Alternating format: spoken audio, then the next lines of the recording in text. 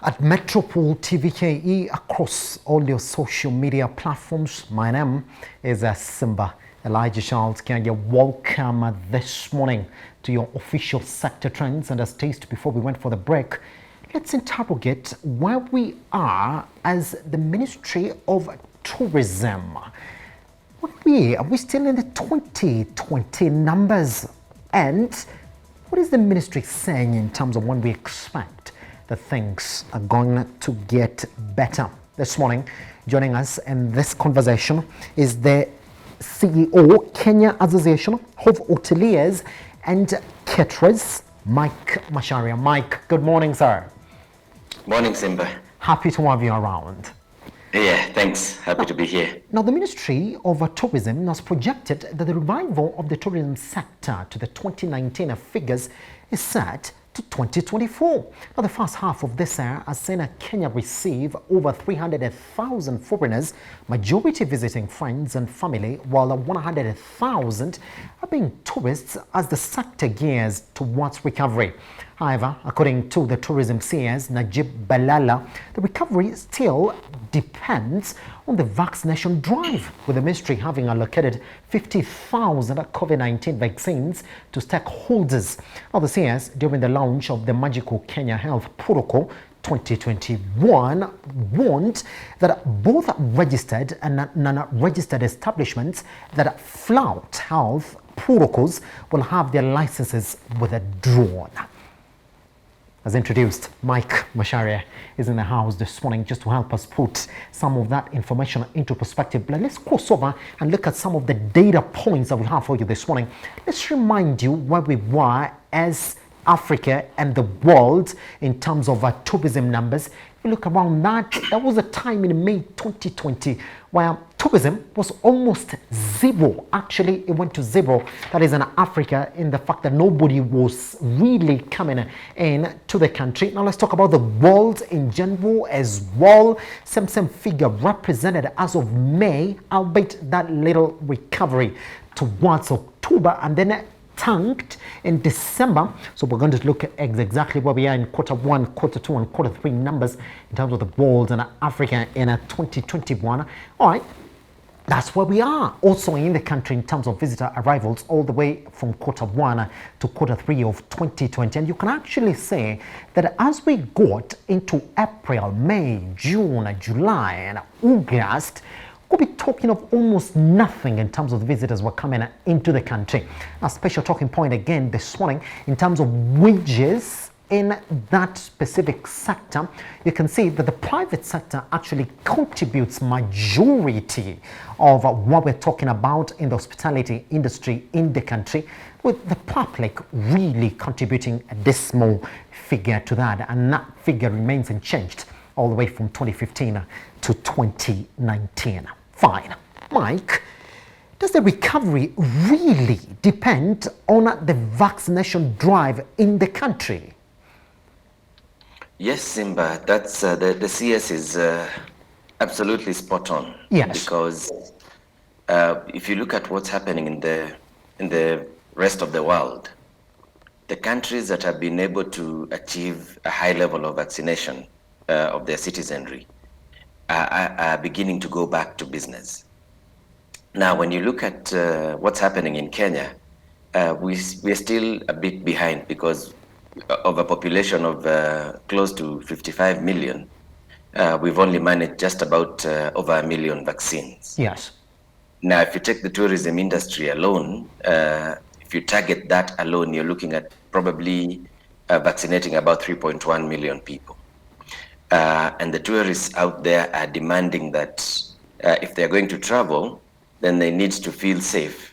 They will be vaccinated themselves, and they would want to be served locally by staff who are vaccinated. So it does depend a lot on vaccination. Yes. But not entirely on vaccination, because there's also other areas that we have to look at that are contained within the Magical Kenya health and safety protocol. Pretty much. Mike, we're going to look into that. Just paint for us a picture, Mike, because there are these numbers that we're talking about here this morning, that Kenya has already received 300,000 visitors into the country. And then the ministry looks at that figure and says, well, for us to get to that mark, I mean, just pre-COVID, we're talking about 2 million or plus visitors who are coming into the country. They're saying for us to hit that figure, we have to wait up to 2024. Mike, do you agree? Yes, to some extent I do, Simba, because if you take our key source markets, for example, we have the US, America, we have United Kingdom, and we have the rest of Europe. Yes. Now, it's only the United States that has moved Kenya from the red list to the amber list, meaning that people can travel to Kenya from the US. What these lists are basically are the equivalent of the old travel warnings. But now there is COVID, so you're using, as a country, you're using COVID as a travel warning. So you find that the UK and most parts of Europe, with the exception of Germany and a few others, still have us on the red list. Now, those areas contribute almost 70% of our numbers coming into Kenya. Of the 1.2 million tourists that arrived here in 2019 and 2018, most of them came from those key source markets. Yes. So for us to get back to those numbers, we would need these key source markets to be reopened. However, at the same time, we're still looking at regional and domestic tourism. We've seen domestic tourism push our numbers by about 300,000 as we speak. So from the people who are visiting and returning, you combine that with the domestic tourist, and you find that the numbers are high. But the only thing with the domestic tourist is that because of COVID, the school holidays have been cut short. So the last holiday was just about 10 days. The next holiday, which will be around September, will be just a few days. So you'll find that the families are going out, but they're not staying that long. So the average length of stay is lower than the average length of stay from the key source markets. And this is why you're finding CS Balala looking at the projection of how long will it take to vaccinate this number of people. Yes. The government has already secured 13 million vaccines from Johnson & Johnson. And we are told that those will start arriving here sometime this month or early in September. So by the time you roll out those 13 million, then you're looking at a program that might take you to around December. Yes. Yeah, and then next year, of course, there's a lot of education that needs to go into this vaccine rollout. There's still a lot of resistance, particularly in a certain demographic, especially the young people. You still need a lot of education there. And then to convince now the rest of the world that you're ready for them, given that next year we have an election, we'll start the cycle again in 2023. So not too far off. Yes. Even though what is not clear is that it will not be a snap recovery. That will wait up to 2024, then all of a sudden there'll be these huge numbers. It will be a gradual recovery, yes, working our way up through 2022 and 2023, where we'll need to do a lot of marketing after the election yes, in September. Yeah. Mike, let's talk about that electioneering period as well, because even as we started the show this morning, we actually did say that it's exactly 1 year now to the next election, that is on August 9th, 2022. When does the sector begin to feel the jitters of the election, Mike? Simba, as usual, we have this 5-year cycles. Yes. That affect our what happens that most people want to avoid booking close the election. Now the danger with that is that the election is actually prescribed to take place in a certain date in August, and August of our holiday season, because that's the European summer, and also domestically, that's the time we go on holiday, and that's the time also the weather becomes better in Kenya, coming out of the cold season. So when people avoid booking around that place, then you end up losing around a quarter of the year in bookings. And usually the apprehension is that because of history, that there might be violence. That's Yes. what people fear most of the time. We do hope that this time around, our electioneering will be mature enough to avoid people getting incited into violence. If people are convinced that there will be no violence, the election can take place, we can go ahead with our business, Yes. and it will never affect. And our challenge to the political class is to try and prove people wrong this time around, and have an election, deliver an election that has zero or very minimal incidents of violence. Then that way we'll have separated politics with business. So, Mike, another area that I wanted us to look at this morning is exactly where we are. Even as we talk about this morning, the CS Treasury is calling for proposals that are going to be integral in the recovery of the economy. Now, we know that tourism has been the heaviest contributors to the GDP of this country. Mike, let's go back to 2020 when they started this economy recovery strategy. Tourism was one of those key sectors that were considered to be buoyed, so now the country can grow out of that. Again, we saw the same plan that they have in 2021, 2022 as well. Tourism again was noted as one of those key areas that have to be sort of propped for us to actually get something out of it. Have you had any impact on the ground, Mike? When you look around the ministry, do you see things happening because of this deliberate approach that the government is trying to sort of mitigate within the sector? Yes, Simba. What happened last year is that the government came stimulus measures, Yes, to contain tourism. And you remember we had in VAT, the first ever anywhere that I can recall. Very we had the central bank coming in to support with the reduction of the cash reserve ratio and the central bank rate. We had Treasury come up with a stimulus package of 3 billion. The government decided to lift the Modaura circular and a lot of other things that came into play. yes. Now, unfortunately, all this were geared towards short-term recovery. So they ran up to December 31 of 2020. Now, from January onwards, everything went back to normal, even though there was no recovery as such.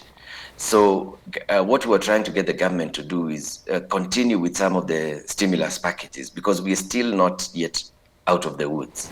Now, instead of seeing stimulus packages coming in, we actually saw an attempt by government to raise more funds, which is well understood, but it was targeting certain areas that would make it difficult for the tourism industry to operate. And one such area is, though it appears minimal, is an increase in fuel and an increase in energy, particularly gas, because in our hotels, the utilization of gas is very, very high. Yes. So if you increase the cost of gas, you're increasing the cost of us delivering that plate of food. The cost of fuel, you're increasing the cost of us delivering food because it has to be transported. Yes. Then, of course, there are other hidden expense areas like digital services. We are now operating in a can't do without the internet. Even this interview in the morning, the cost of internet has gone up. So you find that all these small things, even though they appear targeted to certain subsectors, they affect tourism because tourism actually cuts across all sectors. Yes. For us as an industry, we supply. I mean, we distribute a lot of product that we don't produce. And I'll give you an example: vegetables. Those ones are supplied by your local farmer. You find that meat is supplied by your local butchers. Drinks, soft drinks, Coca-Cola, supplied by your local manufacturer. Soap, supplied by the manufacturer. So we distribute a lot of these items. And what happens is that if there's a minimal cost increase across the board, it has an impact on our total cost of that distribution. Yes. And of that delivery of that service. Yes. So then you find people complaining that the tourism business has become too expensive and it's out of reach for certain people in the population. But it's just that the inputs are very, very many and they're very, very high.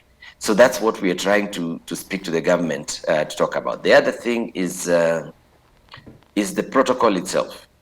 We were the first industry last year in May to sit down with the staff and agree on a modus operandi for the time that they were out of work. Yes. We were still the first industry to sit down and develop a complete, comprehensive 46-page Magical Kenya safety protocol, safe travels protocol. Yes. And this was, it impressed so many people that it was given a mark by the United Nations World Tourism and Travel Council and the UNWTO.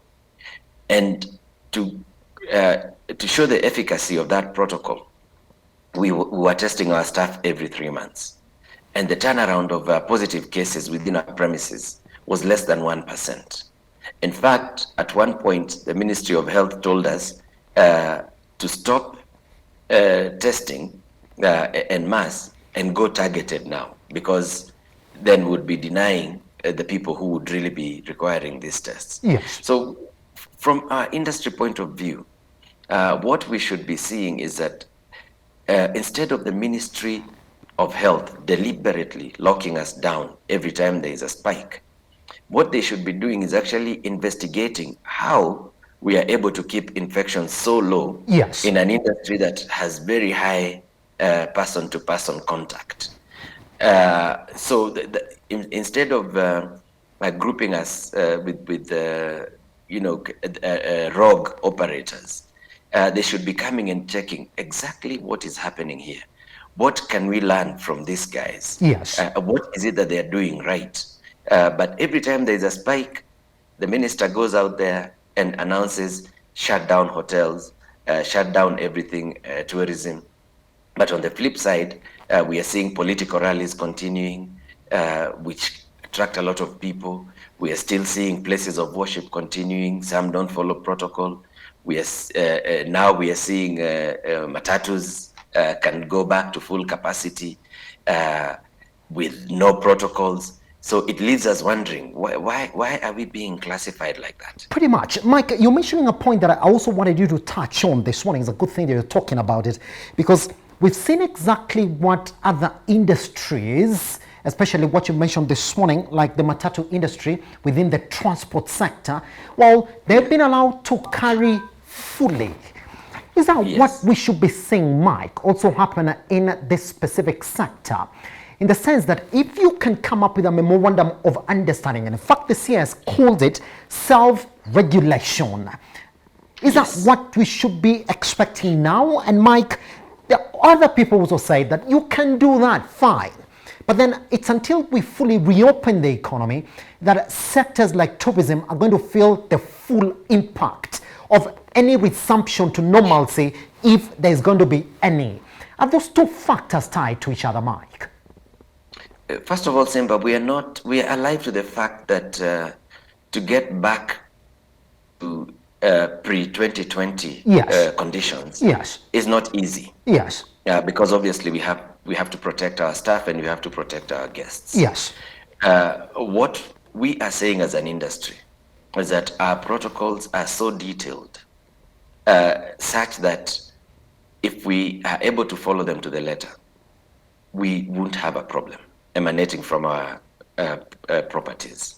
Now, if you look at a simple thing like that protocol, in a restaurant, we followed the Ministry of Health suggestion that we space tables at 1.5 meters. So what it means is that we lost some of the space that we would have utilized. You take a room, for example. If I'm staying in a hotel bedroom and I leave after 3 days, the fourth day that room cannot be sold. In the old days, you just turn it around quickly and sell it.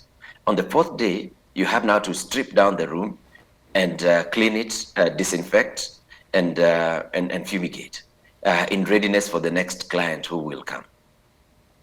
The saying is that our protocols are so detailed, such that we even sat down last week with the Ministry of Tourism, yes, and reviewed some areas which we thought would be of importance, particularly based on the fact that last year we didn't have vaccine. Last year, operating on now we have vaccine. So we put the vaccines and some semblance of a policy within that document. We've put inspections within that document. We have developed a mobile phone app known as Mtalii, and this was designed by one of our investors and supported by the government of Germany under GIZ. This app itself is available to all our staff, and it's actually a test. You go through and answer a number of questions about the app.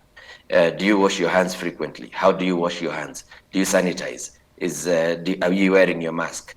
What is the distance? All this, and it actually gives you a certificate. It's an artificial intelligence that gives you a certificate when you answer all those questions. yes, And the questions are designed around the same recommendations that were given by the Ministry of Health early last year. yes. So we're sitting as an industry and thinking we are doing so much to ensure the safety of our guests and the safety of our staff. We are being looked at as the people who are the super. It just doesn't make sense to us as an industry, and this and application of the Yes. If you're allowing people, I have not seen a document from the matatu industry showing that they have protocol. Any of the political parties come up with a protocol and say, I am party X, for you to this.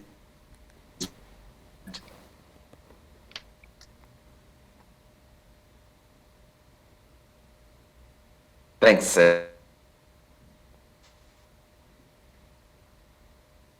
All right, Mike, I seem to have lost you towards the end. But then, Yeah. Mike, so let's take this one last question, because that's the only time that we have left. And this one direct question from an observer who said, well, if you look at where we are, and I want us to quickly look at that data that shows us in terms of wage, the public versus the private sector in the country. You will say the private sector is the one that is actually leading even in that wage employment in hospitality industry.